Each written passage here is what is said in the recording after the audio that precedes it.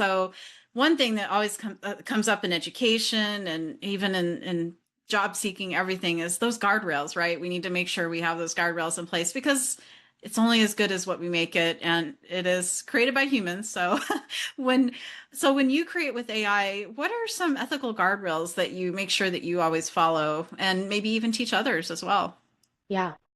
So this is sort of an ongoing process for me determining what I feel is, you know, what I feel would be ethical and finding a balance between my voice and something that's professional. And so I think that a lot of times it can depend on the prompt and the output that it comes with.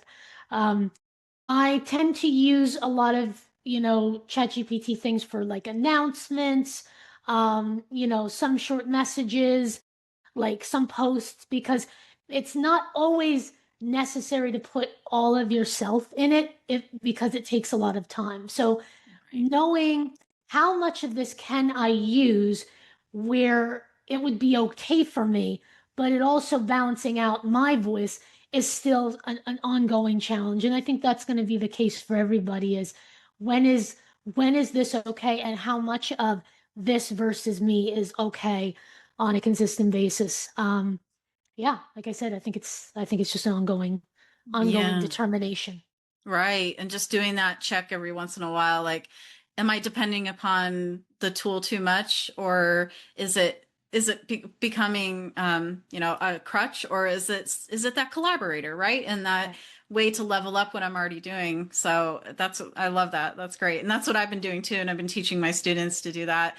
And I always say to my students, if you question if you think you're cheating, then that means you're taking a step back and you're actually saying, wait, is this okay to do that? And that's okay to question that. And I just let them know that yes, as long as the end product is your work and your original work, it's okay. You can use it to outline, but when it comes to reflections or anything like that, it has to be your own work and your own voice. So that's important to let them know what those boundaries are, right? And those guardrails. Yes. Yeah. Yeah, exactly. Wow, I love that. So I wanted to kind of round this out with a playbook, and then we'll go into like the bonus question for all those that love the bonus question and everything, which is great. If a listener wants to try your approach, what kind of step-by-step guide can you share with my listeners? Sure. Sure. So the one thing that I would add from what I did earlier was I would also use Fathom. Fathom is a sort of AI like recording tool. Like when you go on here, it will provide a transcript for you that if you attach it to like a Zoom thing call like this or any kind of call and you connect it, it will provide you a transcript. It will record it. And so you have that information.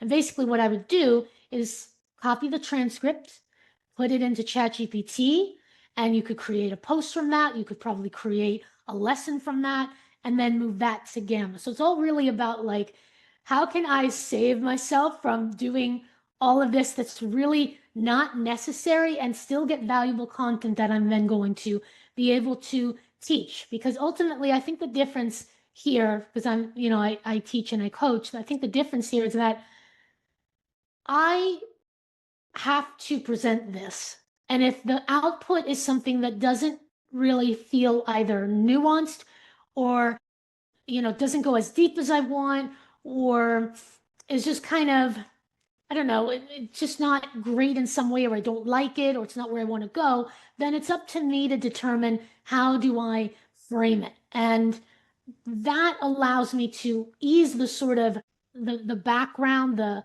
essential thing of what it is, how it should look, how it should be structured, and then improve it based on my own knowledge and the direction I want to go. So ultimately keeping in mind, what is the message that you are intending with this information? And how much of ChatGPT do you need to get there? And how much of yourself do you need using your own knowledge of language, your own knowledge of the outcome, and blending that together? And I think that's really what it is taking that stuff when you don't know where to start, you don't know how to structure it, and then using that as your foundation to build on towards your message.